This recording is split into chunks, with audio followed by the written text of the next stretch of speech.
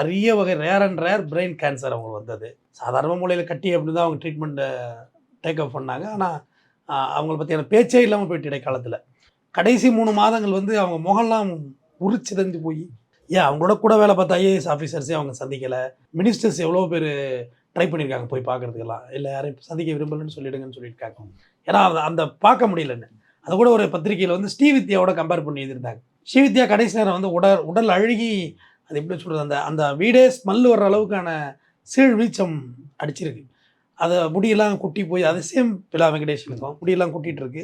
அப்போ வந்து ஸ்ரீவித்யா அவர்கள் ஒரே ஒருவரை மட்டும் அழைத்து நேரில் சந்தித்தார் என்றால் அது பத்மஸ்ரீ டாக்டர் கமலஹாசனை மட்டும்தான். வேறு யாரையும் அவங்க சந்திக்கவே இல்லை. இவங்களை விட இன்னும் ஐசோலேட்டடாக அவங்க இருந்திருக்காங்க.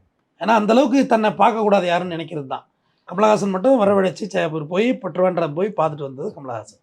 அது வெளியில் சொல்லலை, அவர் யாருமே அதை பப்ளிசிட்டி பண்ணிக்கல. அவங்க பீலா ராஜேஷ் சேம், அவங்க குடும்பத்தார் உறவினர்கள் மட்டும்தான் அவங்களுக்கு பராமரிச்சிருக்காங்க. அதுக்கு பிறகு அவங்க மரணம் தான் நிகழ்ந்து போச்சு. 56 வயசு.